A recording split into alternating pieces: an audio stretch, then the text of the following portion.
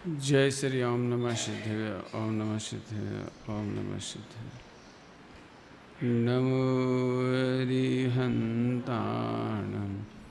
नमो सिद्धाणं नमो आयर्याणं नमो वज्रायाणं नमो लोये सबसाहुणम्। मोक्षमार्गस्य नेतारं भेतारं कर्मभूभृतां ज्ञातारं विश्वतत्त्वानां वन्दे तद्गुणलब्धये।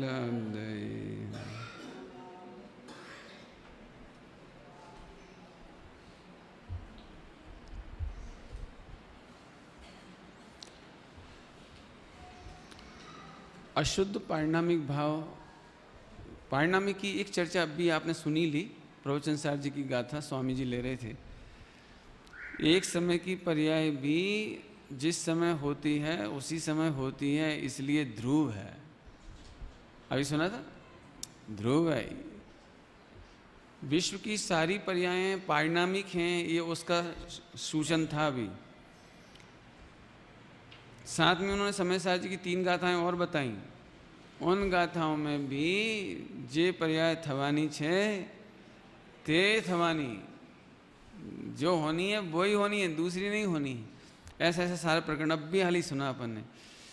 तो ये सब एक समय की पर्याय को भी पारिणामिक भाव सिद्ध करता है। मुझे अशुद्ध पारिणामिक का खुलासा करना है। उस दिन जो भी कुछ कहा था पता नहीं, करेक्शन हो तो करेक्शन भी कर सकते हैं उस दिन का। अशुद्ध पारिणामिक मैं बहुत ज़्यादा संतुष्ट नहीं उस दिन अशुद्ध पारिणामिक समझाया था आपको, भव्य अभव्य। लेकिन अशुद्ध पारिणामिक का एक सीधा लक्षण है कि इसको अशुद्ध क्यों कहा। भव्यत्व और अभव्यत्व, ये अशुद्ध पारिणामिक के 2 भेद हैं। क्या कहा? भव्यत्व और अभव्यत्व, ये अशुद्ध पारिणामिक के भेद हैं। तो इनको अशुद्ध पारिणामिक क्यों कहा? तो इसकी विवक्षा समझ लो। भव्य को तो शुद्ध कहो ना आप, भव्य को तो अशुद्ध क्यों कह रहे हो आप? तो लक्षण पारिणामिक भाव का क्या लक्षण बनेगा? जो तीनों काल पाया जाए। तीनों काल सिद्ध भगवान में भव्यत्व भी नहीं है, अभव्यत्व भी नहीं है, इसलिए वो अशुद्ध पारिणामिक है। जो शुद्ध पारिणामिक हम उसे कहेंगे जो सदा पाया जाए। शुद्ध पारिणामिक किसको कहेंगे? जो निगोज से लेकर सिद्ध भगवान तक पाया जाए। किसी में पाया जाए, किसी में नहीं पाया जाए, तो वो हम उसको पारिणामिक का लक्षण नहीं बना सकते। शुद्ध पारिणामिक का भव्य लक्षण अनादि शांत है, अभव्य लक्षण अनादि अनंत है। दूरान दूर भव्य में तो 2 ही गड़बड़ है। अब अपन भव्य का लक्षण दूरान दूर भव्य में नहीं लगा सकते, इसलिए वो अशुद्ध है। फिर से भव्य जीव अनादिकाल से है और उसका अंत हो जाएगा भव्य का, भव्यत्व भाव का। सिद्ध भगवान को भव्यत्व भाव नहीं है, क्योंकि जो होने योग्य काम था वो हो गया। भव्य का मतलब होता है होने योग्य, भव्य का मतलब होता है प्रयोजनभूत काम होने योग्य। भव्य का मतलब होता है प्रयोजनभूत, अर्थात रत्नत्रय मोक्ष मार्ग होने योग्य। तो सिद्ध भगवान को तो हो ही गए ना, इसलिए उनको हम भव्य नहीं कह सकते। अनंत भगवान को हम भव्य नहीं कह सकते, क्यों? उनका काम तो हो ही गया। सम्यक दर्शन ज्ञान चाहिए, मोक्ष मार्ग हो गया, इसलिए उसे हम कुछ नहीं कहेंगे। अभव्यत्व कैसा है कि अनादि अनंत है, अनादिकाल से है और अनंत काल तक रहेगा। अभव्यत्व का नाश नहीं होता, बराबर। अब दूरान दूर भव्य तो 2 ही क्वालिटी के हैं, 2 ही क्वालिटी नेचर से भव्य हैं और उनका भव्यत्व अनादि अनंत है। क्या कहा? क्या कहा? उनका भव्यत्व अनादि अनंत है, लेकिन दुर्भाग्य देखो कि वो कभी उस भव्यत्व भाव का अभाव नहीं कर पाएगा। माने सम्यक दर्शन ज्ञान चारित नहीं कर पाएगा। माने वो भव्यत्व भाव को जो प्रकट कर लेना चाहिए था ना, प्रयोजनभूत काम, वो नहीं कर पाएगा। इसलिए 3 क्वालिटी हो गई इसमें। हाँ, नहीं बैठी ना। दूरान दूर भव्य ना, दूरान दूर भव्य है तो क्वालिटी भव्य। जैसे जैसे दृष्टांत दे, दाल होती ना, दाल, मूंग की दाल, मग, मग नहीं दाल, मग बोलते है ना। तो अब हमें जो कभी भी नहीं उबलेगी, कभी भी नहीं सीजेगी, कभी नहीं पकेगी, उसको तो कहेंगे अभव्य। वो तो अभव्य में चला गया। आप उबालो तो एक दो दाना ऐसा रह ही जाता है। आप कभी खाओ ना मूंग की दाल, तो उसमें से कोई कोई दाना कच्चा रह ही जाता है, मैंने वो उबलता ही नहीं है, सीजता नहीं है, वो अभव्य में गया। अब जो दाल है भव्य, भव्य माने सीजने लायक, अब उसमें से कुछ दाने जमीन पर गिरकर पिस गए, अब वे कभी नहीं उबलेंगे, वे कभी नहीं खाए जाएंगे। वे भव्य होने पर भी, सीजने लायक होने पर भी आग में जल गए, पानी में चले गए, नष्ट हो गए, किसी तरह से नष्ट हो गए, माने वो उबलने की विधि तक नहीं आए। तो उसको हम कहेंगे कि वो भव्य होने पर भी दूरान दूर भव्य है। दूरान दूर का मतलब होता है दूर, अति दूर। क्या कहा? दूरान दूर का क्या मतलब? दूर, अति दूर। अति दूर माने कभी नहीं, दूर, अति दूर, इसका मतलब है कभी नहीं। आगे समझ में आया? तो दूरान दूर का मतलब है कभी नहीं होगा, माने भव्य लायकात तो है, लेकिन वो निमित्त के सानिध्य में नहीं आ पाएंगे, या निमित्त के सानिध्य में आने पर भी उसी समय उनको अन्य अन्य उपयोग लगा रहेगा, लेकिन वहाँ उपयोग नहीं लगेगा। इस अपेक्षा से वे दूरान दूर भव्य हैं। तो अभव्य क्यों कहा? एक सेकेंड, अभव्य क्यों कहा, अशुद्ध क्यों कहा? क्योंकि वो सिद्धों में नहीं पाया जाता, नंबर एक। नंबर दो, अशुद्ध क्यों कहा? एक समय की पर्याय की लायकात को बताने के लिए है, मूल द्रव्य के स्वभाव को बताने के लिए नहीं है। जीवत्व नाम का पारिणामिक शुद्ध क्यों है? क्योंकि वो जीव के मूल स्वभाव को बताता है। क्या कहा? जीवत्व नाम का पारिणामिक शुद्ध पारिणामिक क्यों है? क्योंकि वो जीव के मूल स्वभाव को बताता है, जबकि भव्यत्व, अभव्यत्व ये पर्याय के स्वभाव को बताता है, जीव के स्वभाव को नहीं बताता। इसमें पर्याय की लायकात है तो भव्य, और पर्याय की लायकात नहीं है तो अभव्य। बराबर? ये दो पॉइंट समझने से। आप बोलो भैया। हाँ, कर्मों की अपेक्षा नहीं लगती इन तीनों में, इन तीनों में कर्म की अपेक्षा नहीं लगती। इनके पर्याय का ही पारिणामिकत्व है, इनकी पर्याय की योग्यता ही ऐसी है कि वो भव्य होने पर भी नहीं परिणमेंगे, और एक तो परिणमेंगे ही नहीं। ऐसी ऐसी लायकात है उनकी। बराबर? बहुत सुंदर। और कुछ? अभी कोई प्रश्न तो नहीं इसमें, है ना? अब एक बात और है, तो शुद्ध पारिणामिक तो समझा ही दिया आपको। वो तीनों काल पाया जाना चाहिए, सभी जीवों में पाया जाना चाहिए, उसका नाम शुद्ध पारिणामिक। छह द्रव्य पारिणामिक हैं, जीव में शुद्ध पारिणामिक है।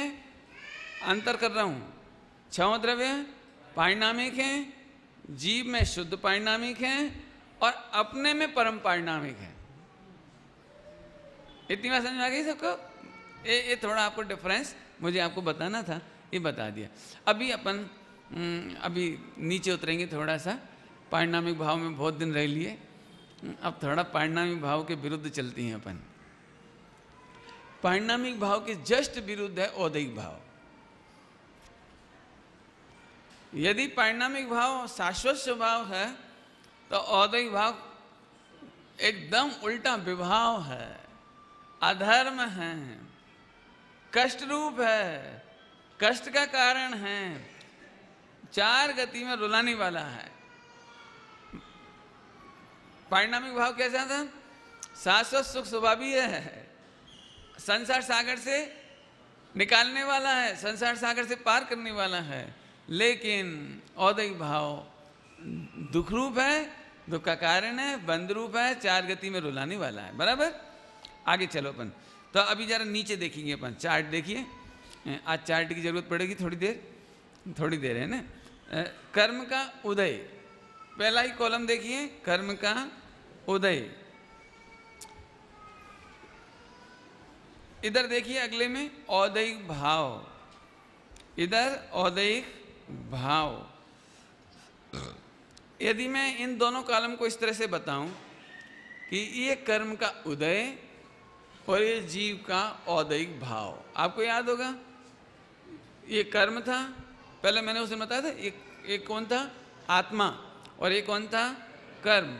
आपकी बाजू से जैसे आप पढ़ेंगे ना इसमें, तो वो इधर कर्म दिखाई देगा, तो मेरी ओर से मेरे लिए ऐसे दिखाई देगा। देखो, तो एक कौन था? जीव, आत्मा, और एक कौन था? तो ये पोजीशन ऐसी बनती, कर्म का उदय, जस्ट लाइक सनराइज, जैसे सूर्य का उदय होता है ना, ऐसे आत्मा में कर्म का उदय होता है। यहाँ वे भगवान आत्मा है और ये कर्म का उदय है। तो आज ये चर्चा चलेगी। अभी बहुत सारी चर्चा इसकी होगी, इसकी इसमें तो कुछ कहने नहीं हमें, इसमें तो कुछ कहने नहीं है, तो पारिणामिक है। पहले दिन आपको बता दिया था, ये मैं भगवान आत्मा सीधा साधा है बिल्कुल निर्दोष ज्ञायक भाव, पारिणामिक भाव है। लेकिन ये कर्म का उदय आएगा, ये कर्म का उदय आएगा, कर्म का उदय कर्म में आएगा।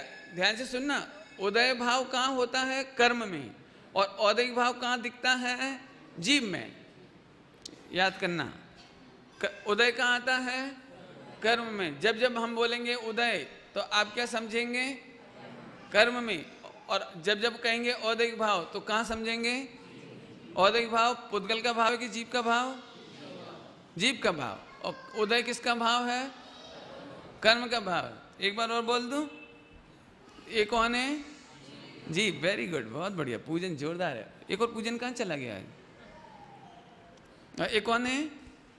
कर्म। ये क्या हुआ? ये क्या हुआ? कर्म का उदय। कर्म का उदय, तो कर्म के उदय ने किसको ढाक लिया? जीव को। किसको ढाक लिया? जीव को। किस किस को ढाका? वो नीचे गुण लिखे, ज्ञान, दर्शन, वीर्य, श्रद्धा, चारित्र, योग, प्रतिजीवी गुण, ये लिखा हुआ है इसमें। किस किस को ढाकने वाला है ये? बराबर, ऐसे ऐसे ढाकने वाला है। अभी आगे देखो, तो उदय किस में आएगा? जीव में। और उदय किस में आएगा? कर्म में। और औदैहिक भाव कहाँ दिखाई देगा? जीव में। वेरी गुड, पक्का। थोड़ी देर के लिए आप चूक गए थे, है ना, लेकिन एक व्यक्ति नहीं चूका था, मुझे उसकी आंख दिख गई थी। आगे चलूं मैं? आगे चलो, समझना भैया। अब मुझे रुक गया ना थोड़ा, कुछ कहना है मुझे। हम लोग कर्मों की कंप्लेंट करते हैं, मिथ्यात्व है। कर्म का उदय कर्म में आता है, इसलिए कर्म का उदय जीव को कभी दुख नहीं देता। क्या कहा? बोलो, जीव पापोदय से दुखी होता है कि नहीं? नहीं होता? नहीं होता? जरा बोल के देखो बाजार में, अभी घर पे बोल के देखना जरा। क्या बताएं पंडित जी, पाप का उदय है, असाता का उदय है, ज्ञानावर्णी का उदय है, मोहिनी का उदय है। बता पंडित जी, मोहिनी के उदय में आत्मा सुखी हो सकता है? बोलो बोलो बोलो।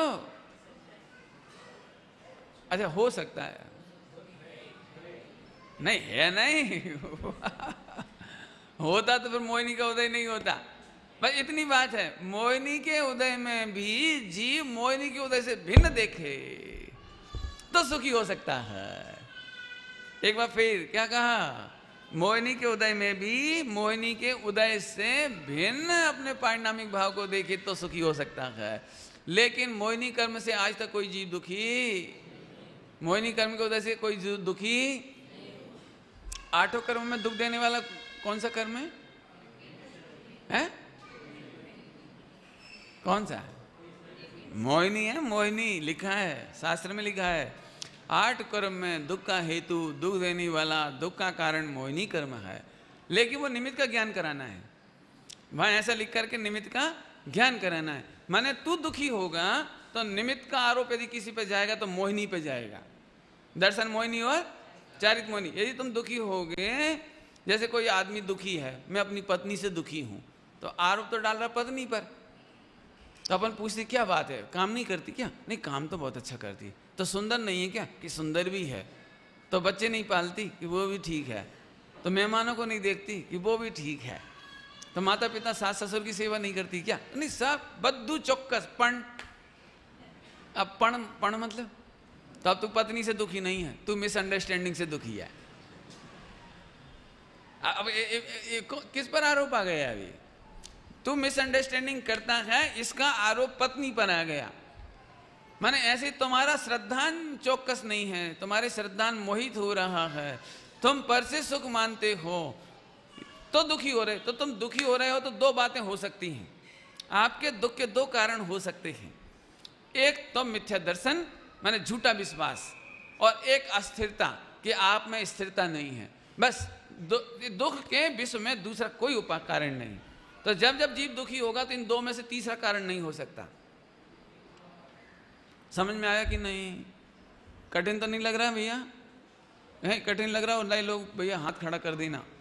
मैं यदि आप नहीं बताते, आप प्रसन्न रहते हो ना, तो मैं और डीप हो जाता हूँ, और आप ऊपर ही रह जाते हो, मैं नीचे चला जाता हूँ। इसलिए आप बिल्कुल संग संग चलो, बिल्कुल संग संग तैरते रहो मेरी, तो आप आनंद उठा पाओगे। फिर से कहता हूँ, मुझे बहुत सारी बातें कहना है इसमें, और हो सकता है 8-10 दिन चल जाए विषय, क्योंकि बहुत सबसे ज़्यादा मैंने कहा ना, एक सबसे 36 का आंकड़ा है, 36 का। अभी तक जो पढ़ाई करी थी वो एकदम सुपर लेवल का था, और ये बिल्कुल डफर लेवल का है। और यही वेद विज्ञान की कला सिखानी है। सारे नियम सार जी में, समय सार जी में, स्वामी जी के प्रवचन में इस 36 का ही भेद विज्ञान कराना है। बस शाश्वत स्वभाव, पारिणामिक स्वभाव और औदिक स्वभाव, इसका ही भेद विज्ञान कराना है। बाकी सारी टेंशन कुछ है ही नहीं। छायिक भाव की कई टेंशन, जब छायिक भाव होगा तो मजे बजे होगा, तब औदिक की समस्या थोड़ी आने वाली है। और उपसम भाव में भी कोई टेंशन नहीं होती कभी, औपसमिक भाव में भी कोई टेंशन नहीं होती, और छेपसम में कोई टेंशन नहीं होती, क्योंकि छेपसम का काम तो कुछ है ही नहीं कष्ट का। छेपसम भी कष्ट का कारण नहीं है। असली दादा डॉन औदिक भाव। फिर से तो कर्म के उदय से जीव दुखी होता है कि नहीं? दुखी होता है कि क्यों नहीं होता? क्यों नहीं होता? क्योंकि कर्म का उदय जीव में कभी आता ही नहीं है। कैसे कहा आपने कि कर्म का उदय इधर पुद्गल में होता है, इधर उदय से दुखी नहीं है। इसने दुखी नहीं किया इसको, ये तो ज्यों का त्यों खड़ा है। मैं आपको एक दृष्टांत दे दूं, नहीं तो फिर गड़बड़ होगी, क्योंकि आगे मुझे और डीप जाना है। फिर इसके बाद डीप जाएंगे भैया, सभी लोग ध्यान से सुनना। नहीं समझ में आए तो यहीं रेड सिग्नल कर देना, तो मैं रुक जाऊंगा, नहीं तो मैं चला जाऊंगा ना। अभी देखो, पारिणामिक भाव माने एकदम सफेद कपड़ा पहना हुआ गोरा बालक, एकदम सफेद कपड़ा पहना हुआ गोरा बालक। और वो जब नाटक के मंच पर आया तो उसके ऊपर लाइट का उदय हुआ, काली लाइट का उदय, काली लाइट का उदय, समझ गए? तो लड़का काली लाइट के उदय में कैसा दिख रहा है? काला। कैसा हो गया?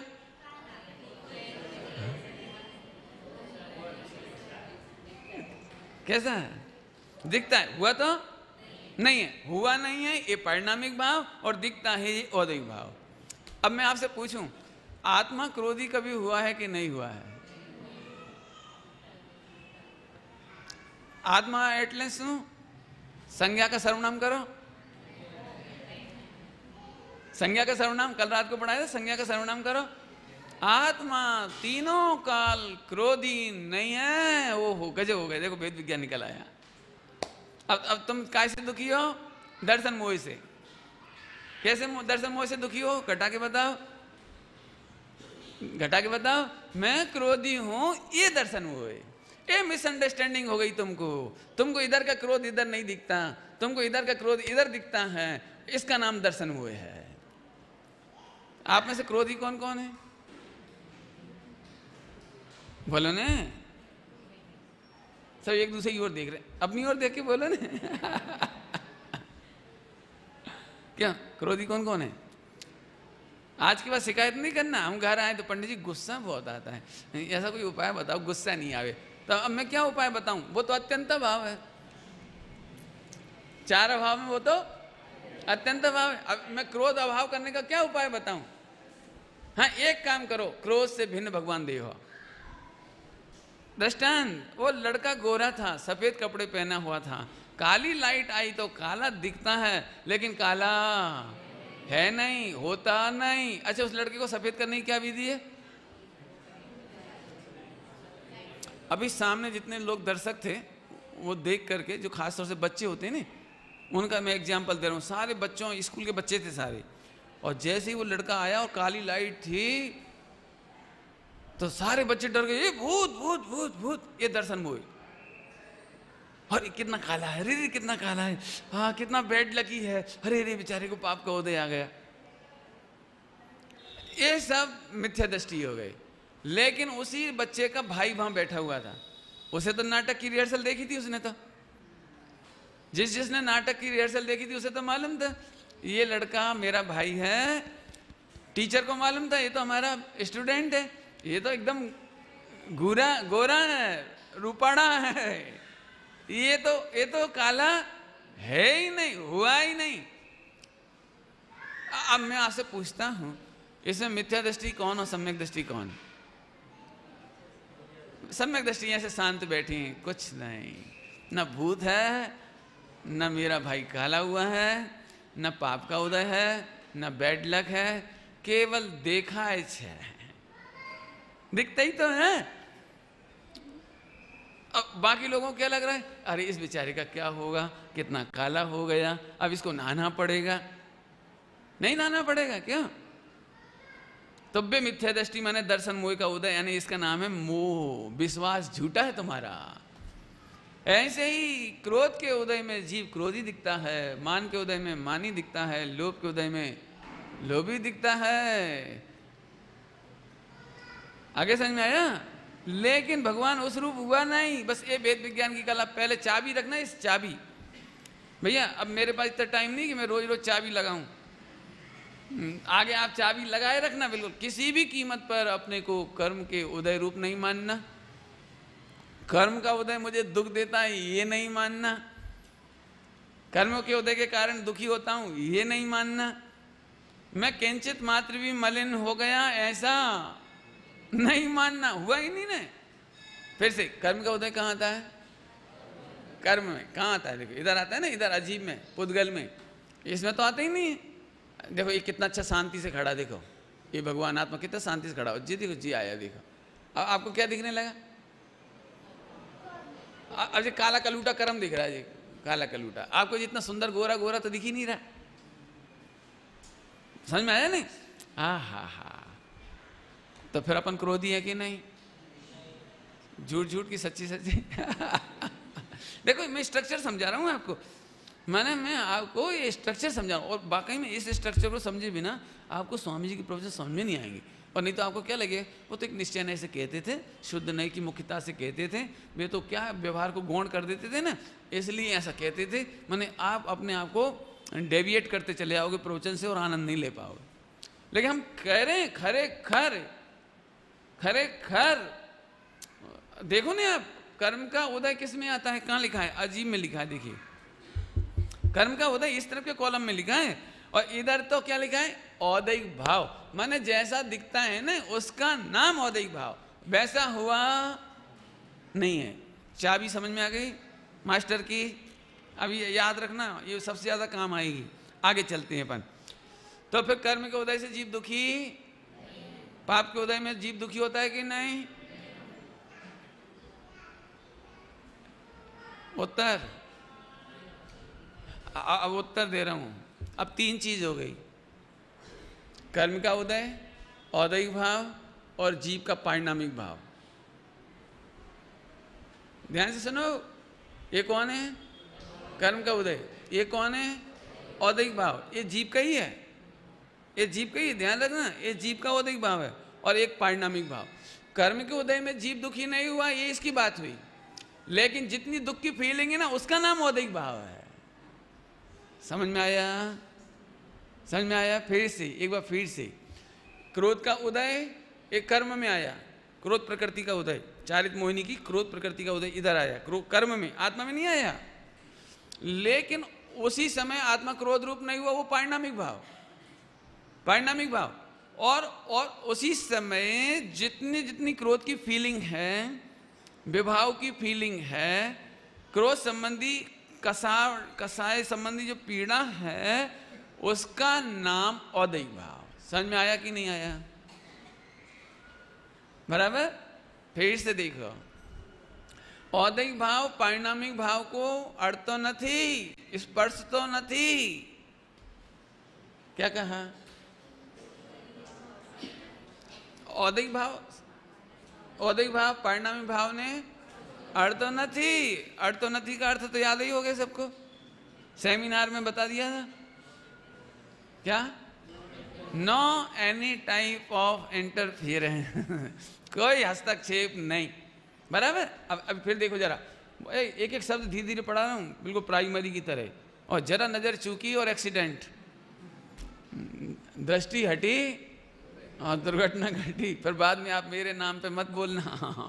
आप देखते चलो फिर से। यहाँ क्रोध का उदय, ये क्रोध का औदैहिक भाव माने आपको जो कसकसाहट होती नहीं आत्मा में, शरीर में नहीं होती, आत्मा में जो होती है तकलीफ, गुस्सा आता है, विचार आते हैं, टेंशन होती है, डिप्रेशन होता है, विभाव होता है, उसका नाम औदैहिक भाव, क्रोध नाम का औदैहिक भाव। और उसी समय ये पारिणामिक भाव को छूता नहीं है।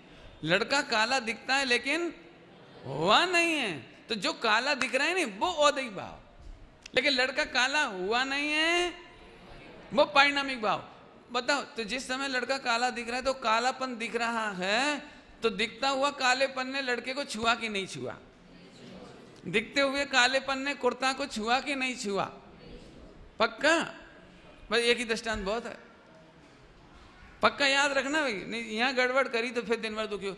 हाँ ठीक है भैया, लेकिन क्रोध तो दूर करना पड़ेगा, बिना क्रोध दूर करे थोड़ी कल्याण हो जाएगा, हे भगवान। बस यहीं से उल्टा औंधा घड़ा रखा गया। वो बाबूभाई जी कहते थे, एक घड़ा ऊंधा रख दो तो उसके ऊपर जितने घड़े रखाएंगे आप सब ऊंधे ही ऊंधे रखाएंगे, सारे के सारे। आए समझ में आया कि नहीं आया? हाँ, बहुत देखो मार्मिक बात है, पकड़ो जरा, सरलता से कह रहा हूँ लेकिन बहुत अत्यंत भाव है। आज तक जीव कर्म के उदय से दुखी नहीं हुआ, और आज तक सारे जीव कंप्लेंट वही कर रहे हैं। अच्छा पंडित जी आप बताओ, आपको पाप का उदय होगा तो आप दुखी नहीं होंगे? हमारा 1 लाख का नुकसान हो गया, दुखी नहीं होंगे क्या? बोलो, अरे बोलो ना, बोलो। अब जीव को देखो ऐसे भेद विज्ञान करना पड़ेगा। वो एक कौन सी बीमारी हो जाती है, वो शरीर चलता नहीं है जिसमें, पैरालाइसिस। ठीक है पंडित जी आप बताओ, आपको पैरालाइसिस हो जाए तो तो क्या? पैरालाइसिस कहाँ होता है? हाँ शरीर में होता है। तो पुद्गल में हुआ ना, अजीब में हुआ ना, और उसका तो मेरे साथ अत्यंत भाव। आत्मा की एक भी गुण में पैरालाइसिस नहीं होता, उस समय भी ज्ञान पूरा काम करता है। देखो जब तक ये स्ट्रक्चर नहीं समझेंगे ना, ये वाला, तब तक अपन बस ये तो दिखता ही नहीं बेचारा, यही दिखता है बस। अच्छा पंडित जी आपको दुख नहीं होता? अरे दुख होता है ना, उसका नाम औदैहिक भाव है। और दुख से भिन्न राग से भिन्न ज्ञान अने राग जुदा छे, ये है वो स्वामी जी वाला ज्ञान अने राग। कौन? सोगानी जी ने पकड़ लिया था इसी को। क्या पकड़ लिया था? ज्ञान अने राग जुदा छे। ज्ञान एटले पारिणामिक भाव, राग एटले औदैहिक भाव। और वो कर्म के उदय में हुआ, वो कर्म का उदय भाव। कर्म में उदय भाव, जीव में औदैहिक भाव, और उस औदैहिक भाव पारिणामिक भाव को छूता। दृष्टांत याद है? वो काला दिखने पर भी वो लड़के के कपड़े को छूता, एक अंश मात्र को नहीं छूता। ऐसे मुझ भगवान को, जहाँ मेरा अहम है, जहाँ मेरे आनंद का स्रोत है, विश्राम का स्थल है, उसे तो आज तक कोई कर्म ने और कर्म के उदय ने छुआ। आहा मजा आ गया, आनंद आ गया। आया समझ आया कि नहीं आया? आहा 38 नंबर की गाथा 46 नियम सार जी पढ़ना, स्वामी जी के प्रवचन अब पढ़ना, इसे पढ़ने के बाद अब पढ़ना। अपन पढ़ तो लेते लेकिन चेहरे पे वो खिलावट क्यों नहीं आती? क्यों नहीं आती? सही में स्वामी जी का तो बहुत उपकार है, उन्होंने तो औदिक भाव से भी भावांतर से भी पार कहा। अरे और क्या कहें, छायिक भाव से भी पार कहा, परंतु वहीं क्यों लग गया, बस आनंद क्यों नहीं आता। अमृतचंद स्वामी कहते हैं ऐसी चर्चा आने पर मुदित था, नाचो, केली करो, शिव मार्ग में आनंद करो। मैं तो ऐसा कह रही, आप भी आनंद करना सीख जाओ, याद रहेगा। फिर से दृष्टांत देता हूं, पानी उबलता है ना, पानी उबलता है तो नीचे अग्नि होती है, नीचे अग्नि होती है, इधर पानी का उबाल होता है और वहीं पर पानी होता है। तो उबाल माने उष्णता, उष्णता पानी के पारिणामिक भाव अर्थात H2O, H2O को स्पर्शता નથી, अर्थो નથી। हा ऐसे ही H2O की तरह भगवान आत्मा त्रिकाली पारिणामिक शुद्ध अब भी मौजूद है। वो शुद्ध जीवत्व, शुद्ध पारिणामिक भाव अब भी मौजूद है, लेकिन तुम्हारी नजर कहाँ है, अंदर तो जाती नहीं, इधर ही अटक जाती, बस यहीं अटक जाती है। आगे नहीं समझ में आया कि नहीं आया। दुनिया में तो सब समझदार है। अमृतचंद स्वामी ने इसको स्वांग कहा, औदिक भाव को स्वांग कहा, औदिक भाव को स्वांग कहा। और औदिक भाव 14 गुणस्थान तक है, तो 14 गुणस्थान स्वांग है। क्या कह रहे, क्या कह रहे, 14 गुणस्थान में स्वांग है।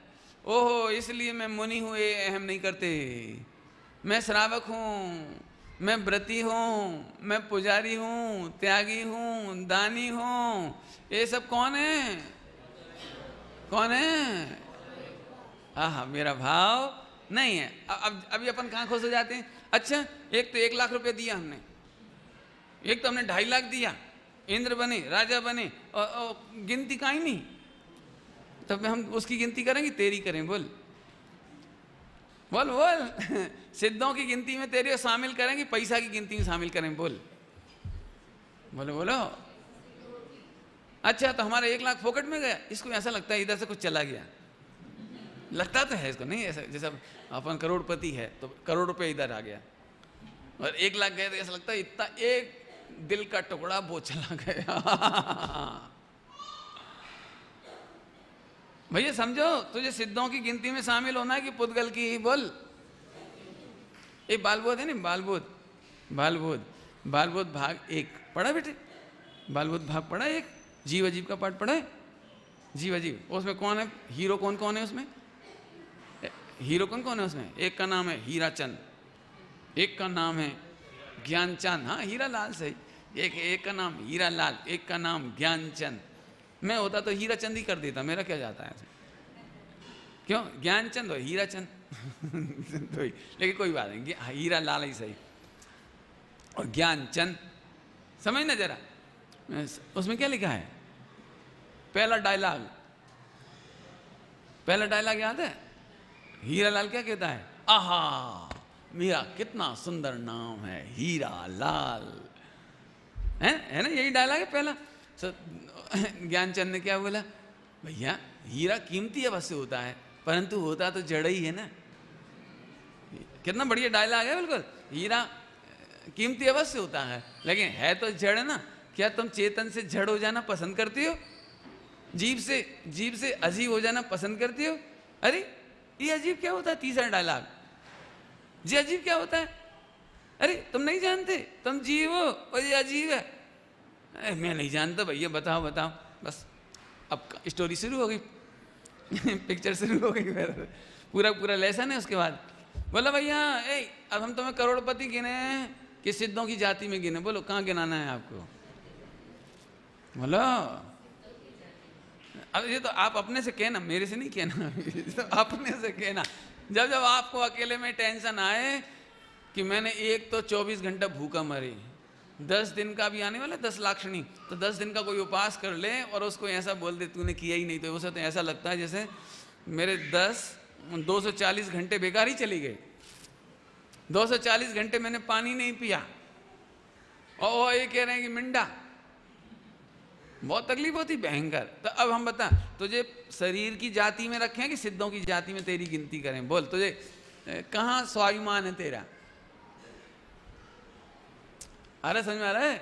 ओ मेरी, जैसे उसने हीरालाल का, आहा मेरी कितनी बढ़िया वाणी है, कोकिल कंठी। तो बोल हम तुझे त्रियंच की पर्याय में रखें कोकिल कि सिद्धों की जाति में रखें? बोलो। सब नोट करना भैया।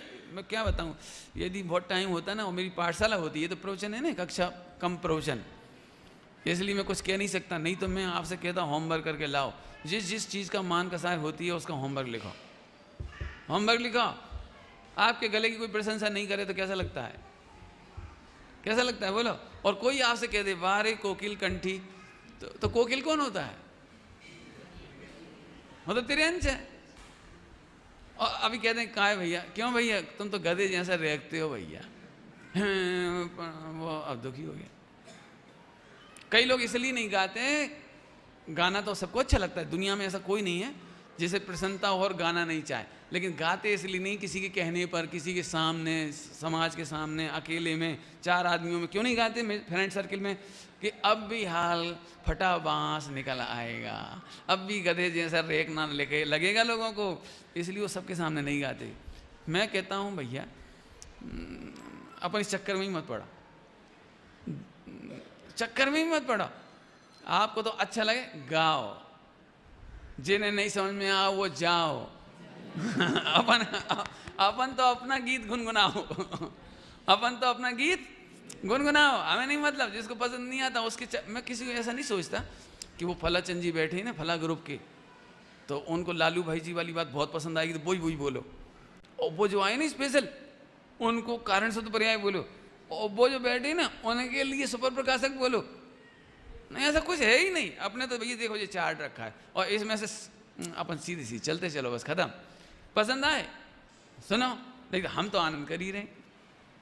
इसका नाम है स्वांता सुखाय।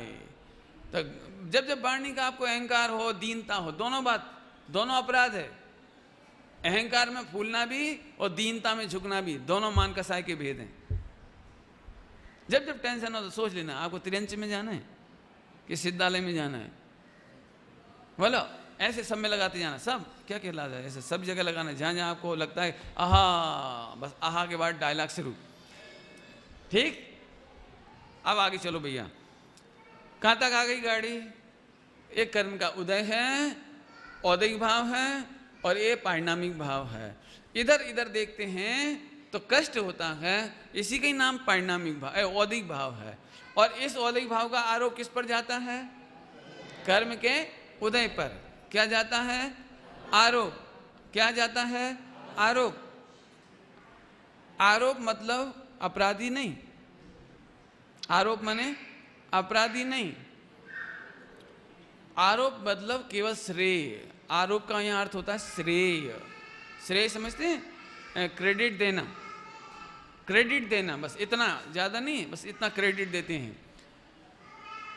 जैसे लड़का खुद मेहनत करता है साल भर और पढ़कर फर्स्ट पास होता है, तो अच्छी किताबों पर, ट्यूशन पर, टीचर पर आरोप देता है, यहाँ तक कि वो विद्यालय तक पर आरोप देता है। यही विद्यालय भैया जिसने मेरा निर्माण किया, आज मुझे जो कुछ भी हूँ वो इस विद्यालय की देन है। तो मैं पूछता हूँ विद्यालय तो अजीब है, वो क्या कर रहा था? वो खुद वहाँ आके बैठता था, पढ़ता था। बुक तो अजीब है, भाषा वर्णना तो अजीब है, और जो टीचर दिखाई दे रहा है वो भी अजीब है, दिखाई दे रहा है जो।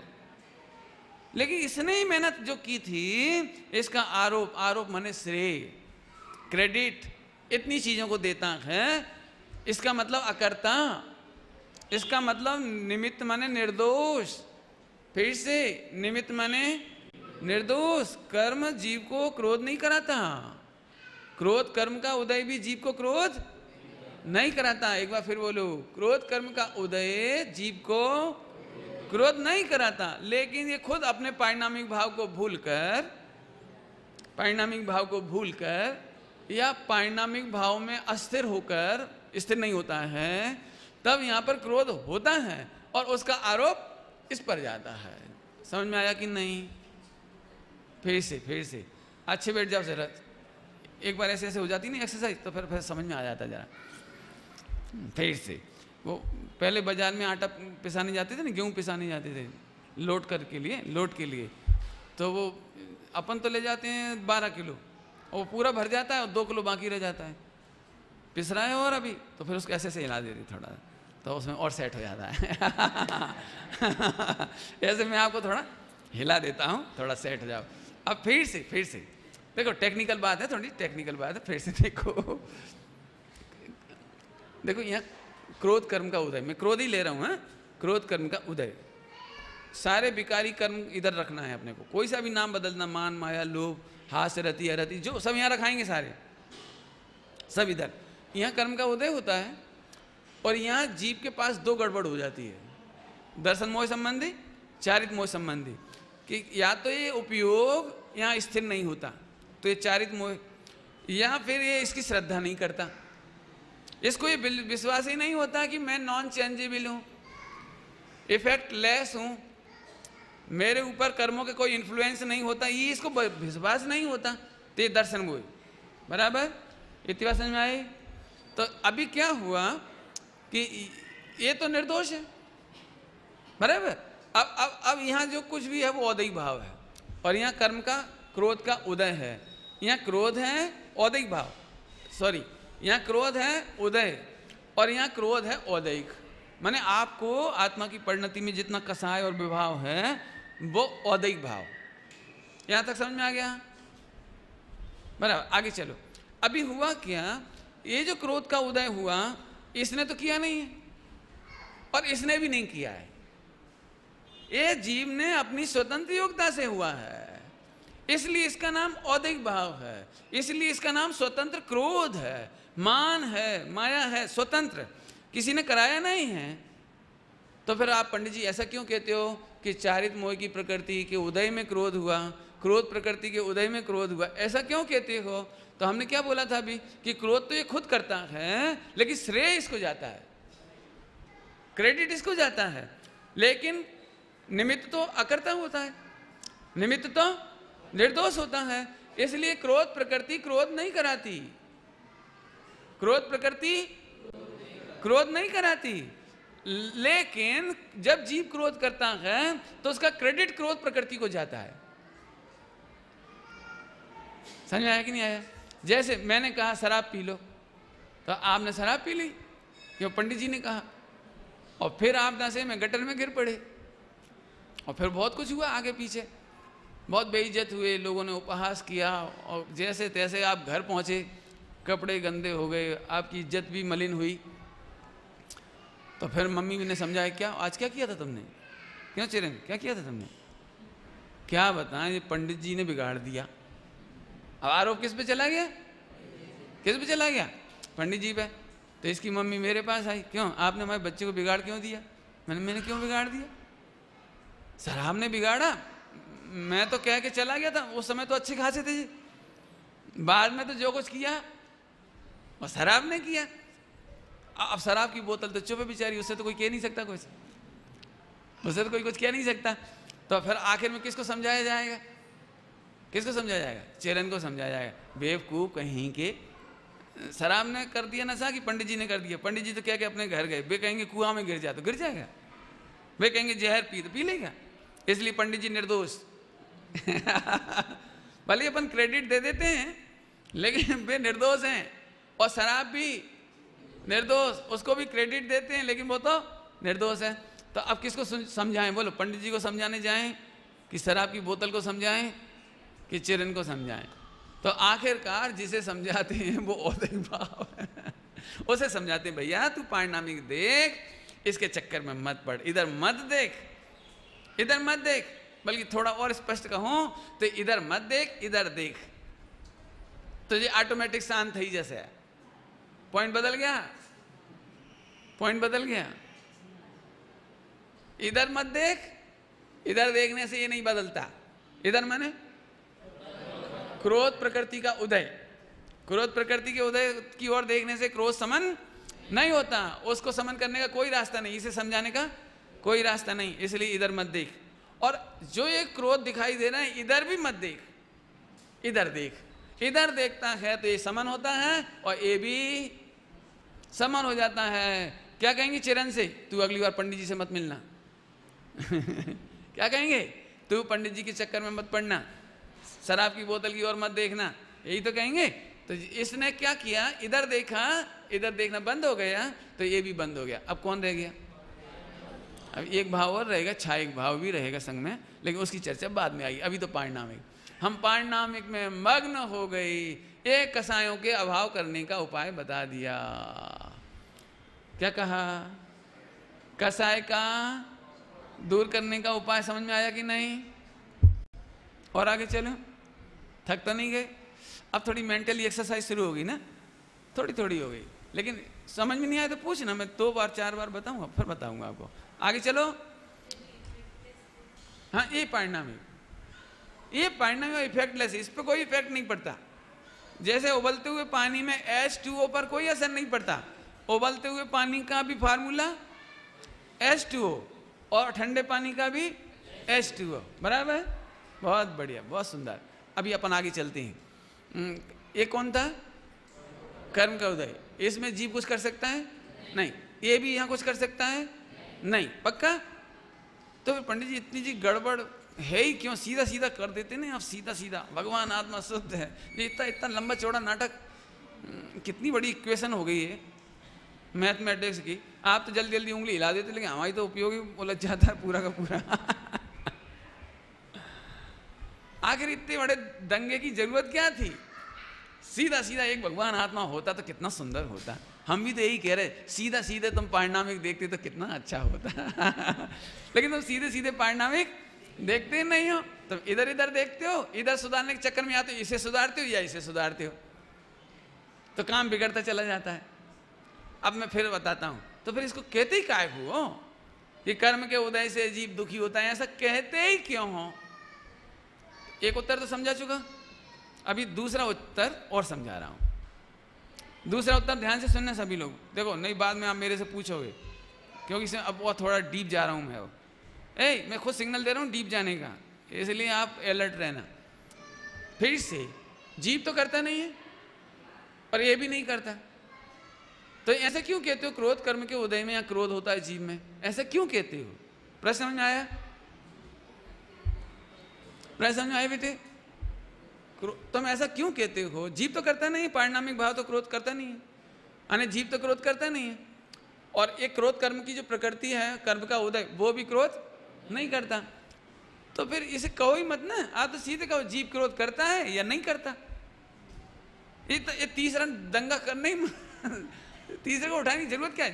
क्रोध तो कुछ करता नहीं, पंडित जी और शराब की बोतल तो कुछ करती ही नहीं है। अपन तो सीधे सीधे कहो कि चरण बिगड़ा हुआ है कि सुधरा हुआ है कि नहीं। अब ध्यान से सुनना बस, अब उत्तर गंभीर है, थोड़ा सा, थोड़ा अध्यात्म में, थोड़ा सूक्ष्म है, डीप जाएंगे अपन। देखो नहीं समझ में आया तो एक बार हाथ रेड सिग्नल दे देना, तो मैं बता दूंगा। देखो, यदि हम ये कह देते कि जीव ने क्रोध किया, तो वह जीव का त्रिकालिक स्वभाव हो जाता हो। इसलिए हम जीव को उसका कर्ता कहना नहीं चाहते, होता तो जीव में ही है। और एक अपेक्षा से कहें तो पर्यायार्थिक नहीं से जीव ही करता है। जीव अपनी योग्यता से क्रोध करता है।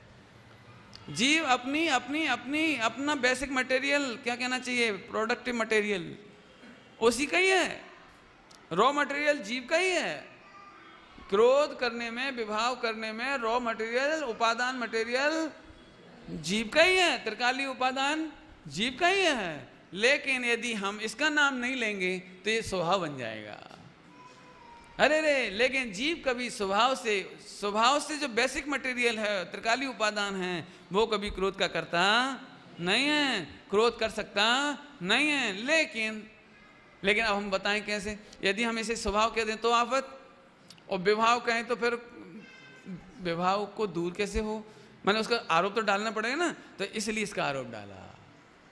क्यों? विभाव जब जब होता है तब पर लक्ष्य से होता है, तो पर कौन? जब भी बच्चा पहली बार शराब पीता है ना, तो कोई पर होगा वहां। जब भी पहली बार बच्चा पुड़िया खाता है, तंबाकू खाता है, गाली देता है, बच्चा पेट से गाली सीख के नहीं आता, पहली बार वो किसी को गाली देता हुआ देखता है। माने पर लक्ष्य के बिना गाली नहीं दे सकता।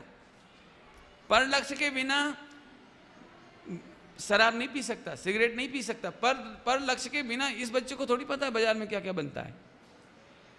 लेकिन कोई ना कोई इसे बताता है मैकडोनाल्ड, कोई ना कोई इसे बताता है लेज। सच्ची बात बताएं तो पहले अपराधी माता पिता हैं। वे खुद ही सोचते हैं इतना सा प्यारा बच्चा है, अभी त्यागी व्रती थोड़ी, मुनि थोड़ी, लो बेटे टॉफी, कैडबरी, ओह क्या क्या देती हो, स्वीट, बिस्किट। अब बच्चे को बताओ परलक्ष्य कौन, परलक्ष्य में निमित्त कौन बना? इतना बढ़िया लिखा है। एक पुस्तक मैंने दी किसी को पढ़ने के लिए, पिछली बार भी दी होगी किसी को यहाँ पर, और मैं तो चाहता हूँ 1000 किताब मंगा लो वो और सब पढ़ो। मम्मी पापा को दी बेस्ट चाइल्डिश साइकोलॉजी की बुक है।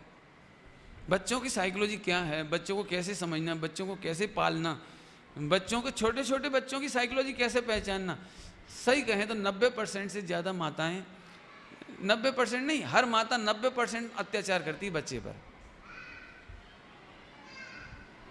क्या कह रहा हूं? अपने मासूम दूध पीते बच्चों पर भी 90% माताएं अत्याचार करती। पढ़ो आप उस किताब को, मंगाओ, कहोगे तो हम मंगवा देंगे बोल करके, मंगा लो आप, जरूर पढ़ो। मैं तो कहता हूँ 6-8 रुपये जो गिफ्ट देते हो ना किसी को, ऐसी किताबें गिफ्ट दो। और एक बे ब्रह्मचारी महात्मा भगवान दीन है जिन्होंने लिखा है, जो स्वामी जी के पास सोनगढ़ भी गए थे, उन्होंने बच्चों के ऊपर इतनी प्यारी किताब लिखी है जिसका अन्य भाषाओं में ट्रांसलेशन हुआ, इंग्लिश में ट्रांसलेशन हुआ, सिंधी भाषा में ट्रांसलेशन हुआ। उसमें उन्होंने एक बात लिखी है, बच्चे यदि अच्छी आपकी भाषा में जल्दी समझ में आए इसलिए कह दूं, उन्होंने तो लिखा है बच्चे आस्वादी होते हैं। आस्वादी माने स्वाद के व्रती होते हैं, विरक्त होते हैं स्वाद के प्रति। आस्वाद व्रत के धनी होते हैं, माने स्वाद से विरक्त होते हैं, अपने रस परित्याग। अरे अब मैं समझाता हूँ। उन्होंने क्या लिखा, बच्चे को माँ दूध पिलाती है लेकिन उसमें कोई मिक्सिंग नहीं, शक्कर की, इलायची की, कॉफ़ी की, चाय की। तो बच्चे ने कभी कंप्लेंट नहीं की कि मम्मी कितना अत्याचार करती हो, तुम तो मीठा मीठा दूध पीती हो और मुझे फीका दूध पिलाती हो। उसने कभी कंप्लेंट नहीं की।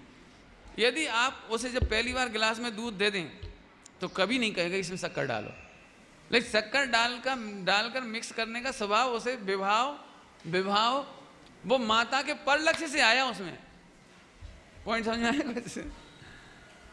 समझ आया कुछ?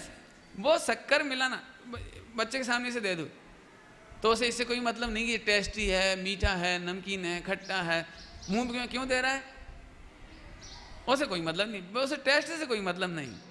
पेन आए तो पेन मुंह में दे लेगा, कपड़ा आए तो कपड़ा मुंह में दे लेगा। आप ककड़ी दे दो, ककड़ी तो नमक जीरा मन नहीं मांगेगा। और अब आप कितने पराधीन हो गए रस के, जीरा मन तो लाओ, नींबू तो डालो, ककड़ी पे नींबू तो डाल, ये लेकर जाओ। उसने कभी नहीं मांगा। उसमें से एक पॉइंट सुनाया आपको, बहुत अच्छे पॉइंट हैं उसके, एक से एक बढ़कर हैं। मैं उसका एक पॉइंट सुना रहा हूँ, यदि आपको पसंद आए तो फिर किताब मंगाओगे आप लोग, मंगाओगे आप। ये इससे तो नहीं मंगाओगे जो वाली बात बताई, इससे तो आपको लगेगा ये तो फालतू बात है। लेकिन मैं एक पॉइंट सुना रहा हूँ उसका। उसमें एक बात लिखी है,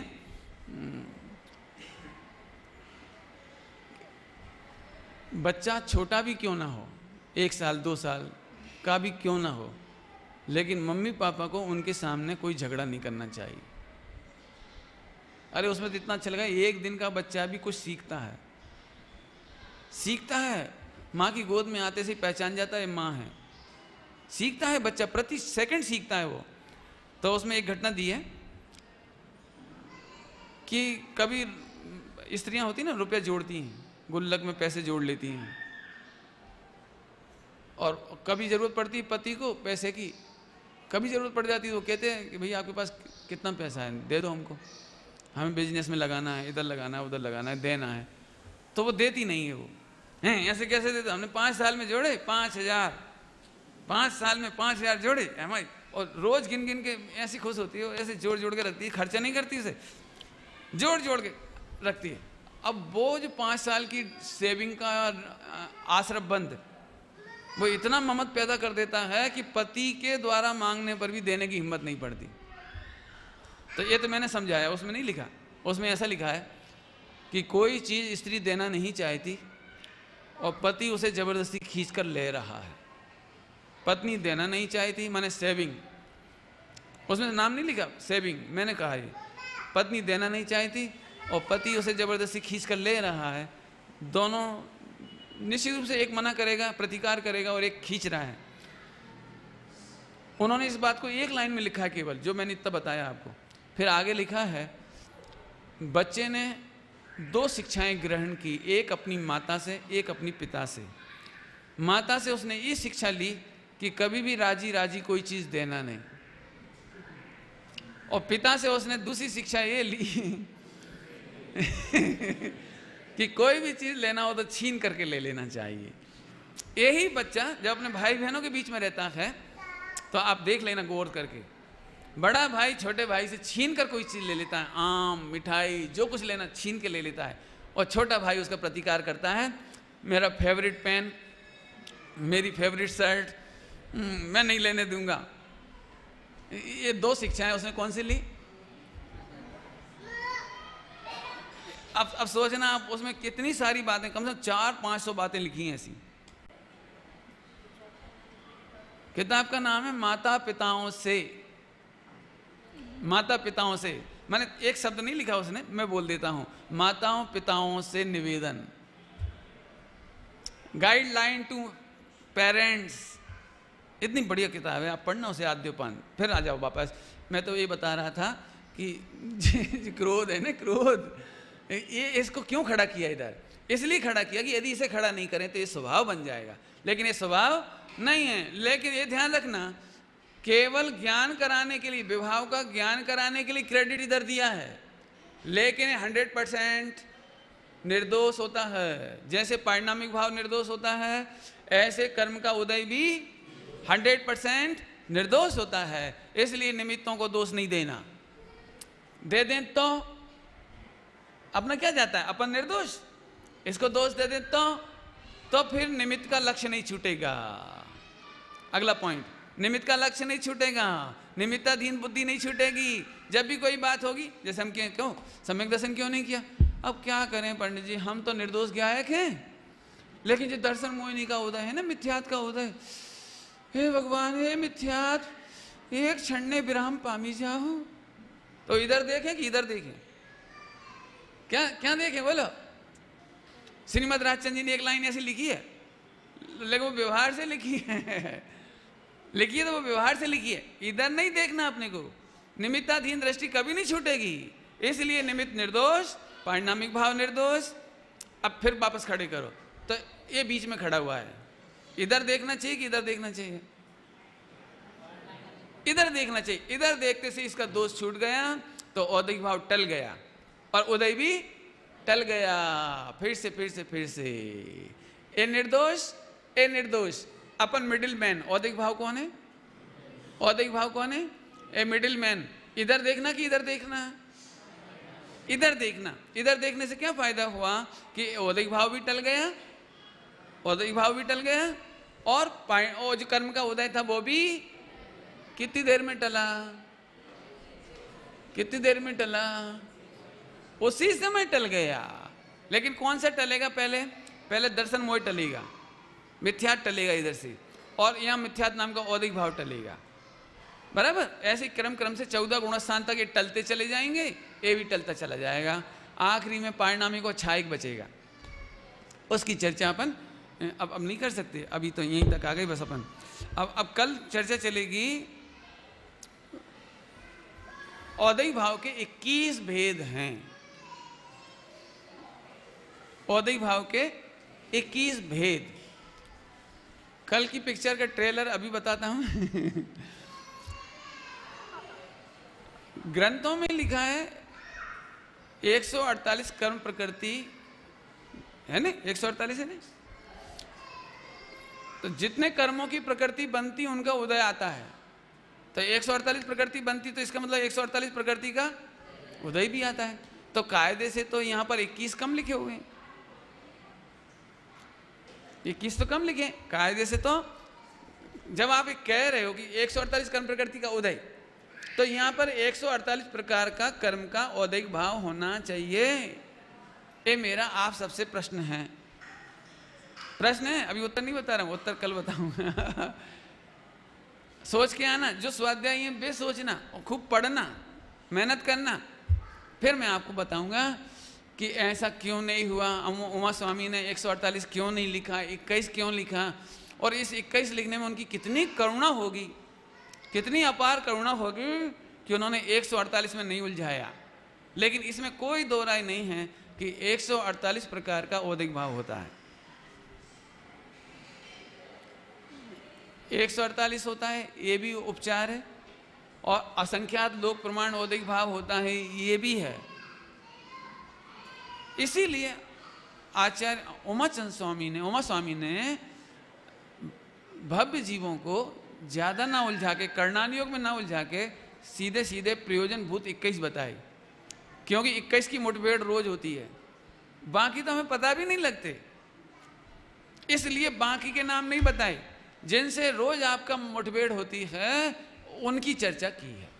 अब कल का रहस्य आज ही खोल दिया, लेकिन फिर भी और सोचना, बाकी चर्चा हम कल करेंगे। ओम।